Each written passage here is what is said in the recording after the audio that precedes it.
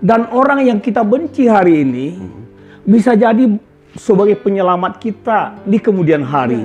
Karena dia sayang dengan kita. Jokowi itu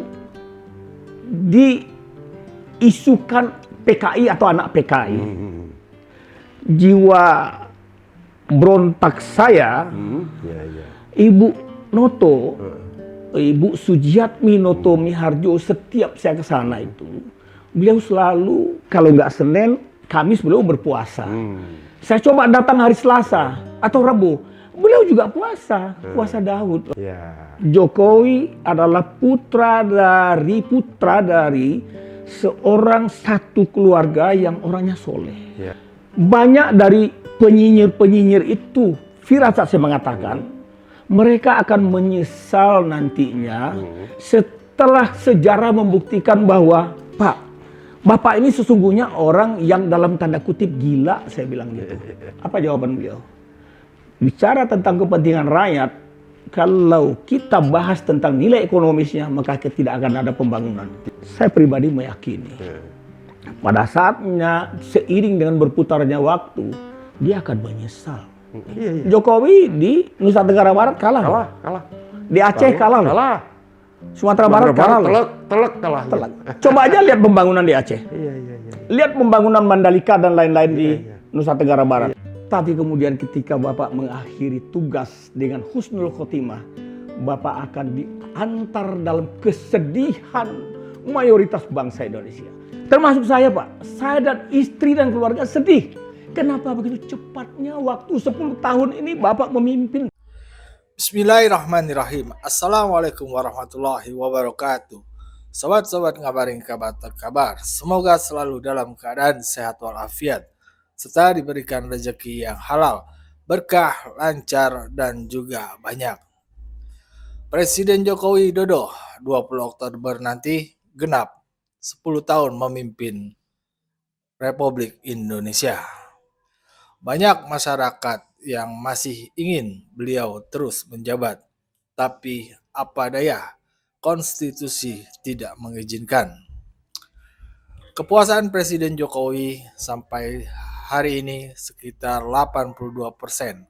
Artinya banyak masyarakat yang sangat puas apa yang dikerjakan Presiden Jokowi selama ini. Tapi ada beberapa pihak mungkin yang tidak setuju akan hal itu. Masih banyak yang nyinyir dengan fitnahan, cacian, makian, bahkan doa-doa yang kurang pantas diutarakan.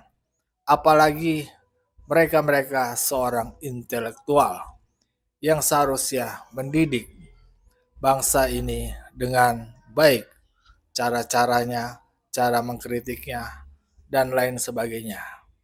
Kali ini kami akan memberikan sebuah tayangan video masyarakat yang puas akan kinerja Presiden Jokowi dan pengalamannya sejak 2005. Coba memprofil data dari Presiden Jokowi.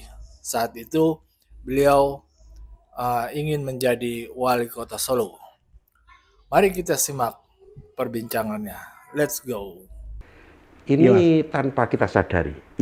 Sebentar lagi Pak Jokowi sudah berakhir. 10 tahun pemerintahan Pak Jokowi sudah berjalan dan akhirnya suka tidak suka peraturan undang-undang membatasi. Itulah sistem pemerintahan kita, ketatanegaraan kita.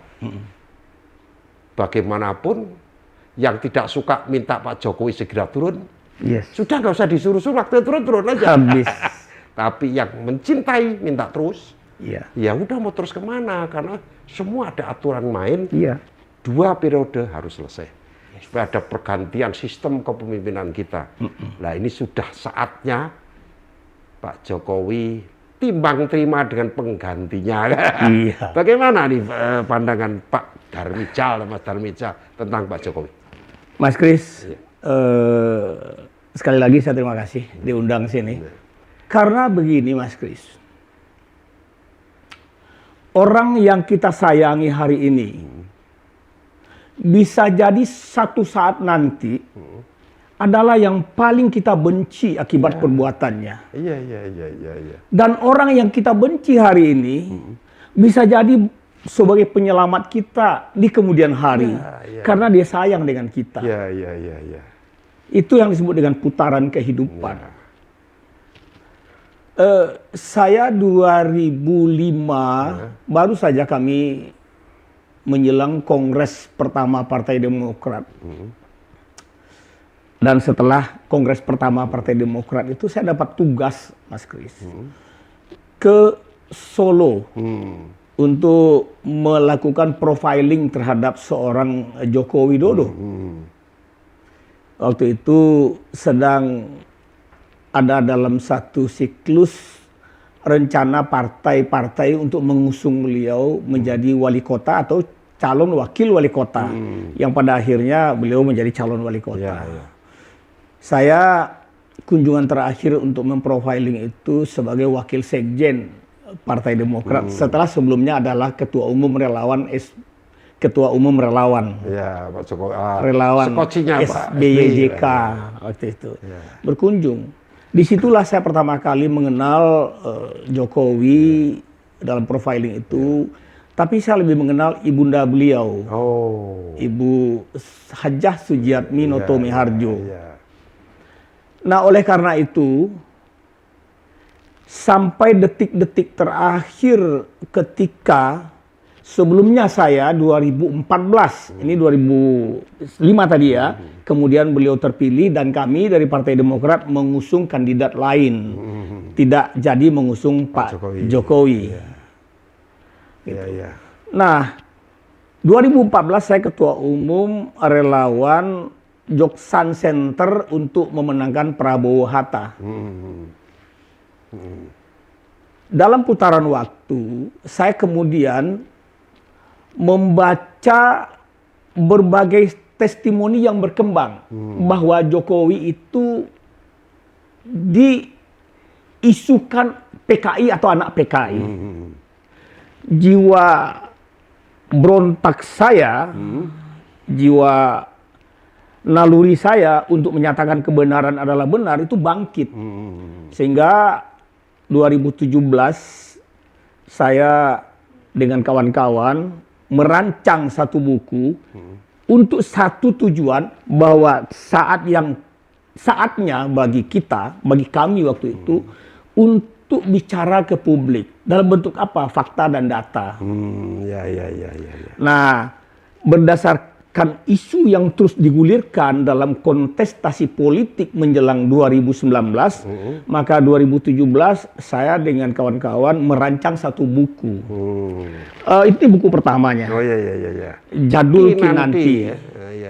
Jadul Kinanti itu adalah singkatan apa jadul? Bercerita tentang ketika yang saya sampaikan tadi awal 2000, pertengahan 2005 itu saya berkenalan untuk memprofiling keluarga ini ke Solo. Ini dalam pandangan saya adalah keluarga yang soleh, keluarga yang taat ibadahnya sebagai umat Muslim, gitu. Ibu Noto, Ibu Sujiatmi Noto Miharjo, setiap saya ke sana itu, beliau selalu kalau nggak Senin, Kamis beliau berpuasa. Saya coba datang hari Selasa atau Rabu, beliau juga puasa Daud waktu itu. Sehingga saya sulit mencuri waktu agar bisa makan siang bersama dengan beliau. Ketika saya datang selalu saja tersedia berbagai menu makanan, terutama khas Solo itu seblak dan surabi Noto Suman. Itu saya banyak berganti-gantian buat teman. Maka buku ini keluar. Ini dalam rangka menjawab guliran isu politik yang menyatakan Jokowi PKI. Bagi saya tidak. Jokowi adalah putra dari seorang satu keluarga yang orangnya soleh. Dan hampir setiap waktu saya ke sana, ibu ditemani oleh Mbak Idayati. Mbak Idayati. Alhamdulillah, saya beberapa hari yang lalu, Jumat kemarin, saya berangkat ke Solo, kemudian saya ziarah ke makam beliau kembali ke Ibu Iya, Noto. Iya, iya. Nah, inilah dalam pandangan saya kenapa doa tadi saya sampaikan. Iya, iya. Banyak dari penyinyir-penyinyir itu, firasat saya mengatakan, mereka akan menyesal nantinya setelah sejarah membuktikan bahwa Jokowi ini memang presiden yang diutus Tuhan untuk membangun negara yang kaya raya ini. Bahkan ada orang mengatakan begini, Mas Kris. Kalau dihitung betapa kayanya Indonesia, Indonesia nggak butuh dunia. Iya, iya, iya. Tapi dunia butuh Indonesia. Iya. Tentang apa saja? Iya, iya. Tentang energi, Iya. tentang karbon, macam-macam. Iya, iya. Tentang pangan. Begitulah hebatnya Indonesia. Maka satu ketika saya meyakini dan saya sampaikan langsung ke Pak Jokowi. Pak, Bapak ini sesungguhnya orang yang dalam tanda kutip gila, saya bilang gitu.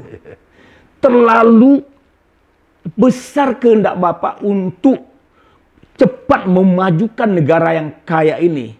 Karena memang kita terlambat untuk tampil dalam skala global menjadi negara maju. Iya. Saya boleh bacakan sedikit, Mas Tris. Saya kutip. Sampai dengan tanggal 16 bulan 8 tahun 2024. Ini fakta, Mas Tris. Bahwa yang sudah dibangun oleh Jokowi ini dan juga dirasakan di kampung halaman saya yang sesungguhnya Jokowi kalah. Sumatera Barat. Sumatera Barat. Di kampung kecilnya lagi kalah. Iya. Tapi pembangunan itu dinikmati. Iya. Apa itu? 366.000 kilometer jalan desa dibangun. Ini fakta. Jalan desa ya? Jalan desa. Oke. Dibangun oleh Jokowi. 50 pelabuhan dan bandara baru. 50 pelabuhan dan bandara baru yang dibangun. Iya. Termasuk yang di Jogja. Iya. Kemudian 1,9 juta meter jembatan desa. Yang tadinya satu desa ke desa lain itu tidak terhubung. Oh iya. Anak-anak sekolah itu menyeberang di jembatan kayu yang berpegangan prakawat. Sekarang dibangun oleh Jokowi. Iya. Banyak itu bisa lihat. Iya. Kemudian 1,1 juta hektar jaringan irigasi baru. Irigasi baru. Oh, iya. Ini kan target kita untuk swasembada pangan itu. Iya. Kemudian Mas Kris, 2.700 kilometer jalan tol. Jalan tol. Udah 2.700 ya? Iya. Iya. Kemarin baru beliau resmikan yang di Aceh. Iya. Sesi 135 dan apa dari Banda Aceh ke. Dari Lampung, dari Panjang sampai ke Palembang sekarang ditempuh dengan sangat cepat. Iya, udah aman lah sampai Palembang ya. Jambi belum ya? Ya, sudah hampir. Iya. Jambi dengan Palembang sudah bisa dekat. Mas Kris, Jumat kemarin saya ke Solo, Mas. Saya coba menikmati suasana jalan lama. Betapa terbayang kita ketika masa lalu. Iya. Tanpa tol kayak apa ya? Iya. Bagaimana suasananya? Dalam kondisi 2024, andai tidak ada jalan tol, apa yang terjadi, Mas? Iya. Apa yang terjadi? Bagaimana distribusi ekonomi? Iya, dan berapa lama waktu dan sebagainya. Iya. Kemudian 43 bendungan. Baru kemarin. Bendungan raksasa mulai dari yang apa? Beliau bangun, Mas. Iya. Luar biasa. Jadi bendungannya, irigasinya. Irigasi itu kan salurannya. Iya. Kemudian bendungan penampungannya. Iya. Dibangun. Kemudian 6.000 kilometer jalan nasional. Oh, jaringan nasional. Jalan di nasional. Luar tol ya? Di luar tol. Iya. Itu yang saya katakan, Pak. Mungkin ketika itu Mas Kris pernah dengar kita diskusi sama beliau. Dulu saya pernah bertanya sebelum beliau lah bertanya ke seseorang. Iya. Kenapa nggak dibangun jalan Trans Sumatera? Iya. Jawabannya nilai ekonomisnya nggak masuk. Oh. Ketika kita makan malam, Mas Kris masih ingat dengan Pak Jokowi. Saya tanya lagi yang sama, Pak, kenapa Bapak bangun jalan Trans Sumatera? Kan kajiannya menunjukkan nilai ekonomisnya tidak ada, masih sangat rendah. Kan? Iya. Apa jawaban beliau? Bicara tentang kepentingan rakyat, kalau kita bahas tentang nilai ekonomisnya, maka tidak akan ada pembangunan. Tidak nemu lah. Tidak nemu. Pembangunan itu dilakukan agar ekonominya tumbuh. Ya, jangan dibalik-balik. Jangan dibalik. Jangan nunggu tumbuh dulu baru ada pembangunan. Ya. Sekarang Mas Kris, coba lihat yang naik kapal di Merak menuju Bekahuni atau menuju Panjang, itu truk-truk yang panjangnya bahkan bannya itu sampai 30 bahkan lebih. Dulu mana terbayang kita? Iya. Truk yang ban lapis belakangnya aja 2 kali, itu susah naik. Sekarang itu bahkan sampai ke Medan dari jadi Jawa. Darat udah main ya. Iya. Di kampung saya, Kelo yang di dekat Indarung itu, Citinjau Laut itu truk yang sampai kadang-kadang begitu panjangnya dia sehingga naiknya bolak-balik. Iya. Karena tikungannya tajam, tapi mereka membawa beban untuk kepentingan pembangunan infrastruktur yang begitu masifnya. Di Sumatera Barat ya? Di Sumatera Barat. Iya. Jadi begitulah Mas Kris. Maka kembali saya, kawan-kawan yang dulu seiring sejalan dengan kita, para pencinta dan pengawal Jokowi yang memenangkan Jokowi, sekarang menjadi penyinyir-penyinyir untuk kepentingan yang kita tidak tahu. Saya pribadi meyakini, pada saatnya seiring dengan berputarnya waktu, dia akan menyesal. Ketika anaknya menikmati pembangunan masif yang dilakukan oleh Jokowi ini. Iya. Pada saatnya nanti. Pada saatnya. Iya. Pada saatnya. Iya. Gitu. Jadi memang berarti pemerataan pembangunan udah jalan sampai Sumatera Barat, Aceh gitu ya. Saya juga bingung ketika kita lihat konstelasi politik masa lalu ya. Daerah-daerah yang kalah seorang kandidat gitu ya, itu dicuekin sama dia. Tapi coba lihat Jokowi. Jokowi di Nusa Tenggara Barat kalah. Di Aceh kalah. Sumatera Barat kalah. Telek kalah. Coba aja lihat pembangunan di Aceh. Iya. Lihat pembangunan Mandalika dan lain-lain di Nusa Tenggara Barat. Iya. Lihat pembangunan jalan tol yang hampir masuk ke dalam kota di Sumatera Barat. Iya. Saya yakin pembangunan yang sudah begitu masif untuk infrastruktur, untuk pembangunan sumber daya manusia, ini akan dilanjutkan oleh Pak Prabowo dalam konteks keberlanjutan yang berkepastian tadi. Iya. Sama-sama dua-duanya tidak memikirkan kamu milih saya atau tidak, bukan urusan saya. Tapi saya adalah Presiden Republik Indonesia. Kira-kira seperti itu ya. Nah itu tadi, kalimat pertama tadi. Satu ketika orang yang berseberangan dengan kita, bisa jadi menjadi bagian yang paling integral dengan kita. Iya. Pak Jokowi dengan Pak Prabowo, 2 kali dalam kontestasi berseberangan. Punya pilihan dan agenda yang berbeda. Ya lawan lah. Bahasa lebih halusnya lawan. Bahasa kita di kampung itu lawan, musuhan lah gitu. Tapi apa yang terjadi hari ini? Kita bersyukur. Pak Prabowo menjadi satu kesatuan yang terintegrasi baik secara emosional, sambungan hati silaturahminya untuk melanjutkan pembangunan bagi Indonesia. Kepentingannya apa? Memang ada yang masih kurang di era Pak Jokowi. Contoh persoalan stunting. Stunting itu banyak hal belum terselesaikan. Banyak hal yang belum selesaikan. Banyak hal yang belum selesaikan. Kemiskinan juga masih banyak. Pasti ada. Pemerataan masih belum sesuai dengan harapan gitu.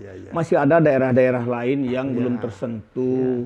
Tapi kesamaan cita-cita dan niat Presiden Jokowi dan Pak Prabowo itu adalah sesuatu yang luar biasa bagi bangsa ini.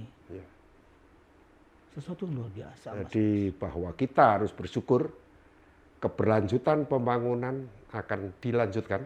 Iya. Dan kita bersyukur bahwa Pak Jokowi akan purna. Iya. Segala kelebihannya kita harus hormati. Kekurangannya sebaiknya dilanjutkan dan ditutup oleh Pak Prabowo Gibran. Agar Indonesia semakin maju. Indonesia semakin duduk sama tinggi. Dan berdiri sama tinggi, duduk sama rendah. Dan bangsa-bangsa di dunia. Maju lainnya di dunia. Iya. Bangsa-bangsa maju lainnya. Yakin Indonesia Mas? Saya sangat yakin datang.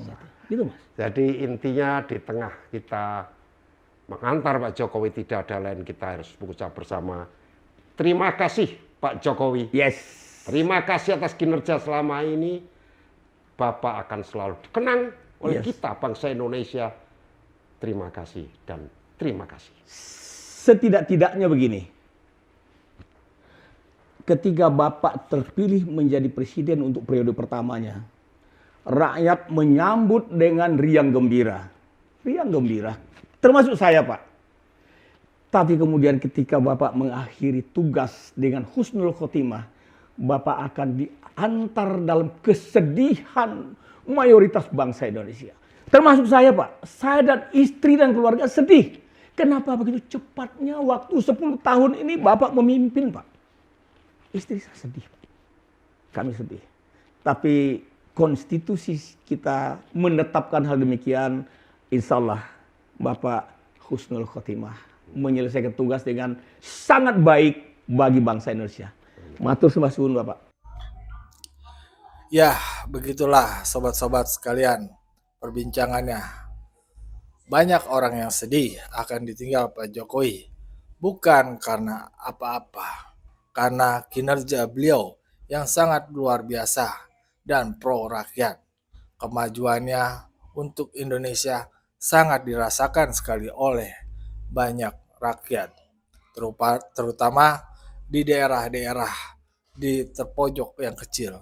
Mereka baru merasakan sebagai bagian dari Indonesia setelah adanya Pak Jokowi. Karena apa? Mereka diperhatikan. Bagaimana menurut pendapat kalian? Silakan berikan tanggapannya di kolom komentar. Wassalamualaikum warahmatullahi wabarakatuh.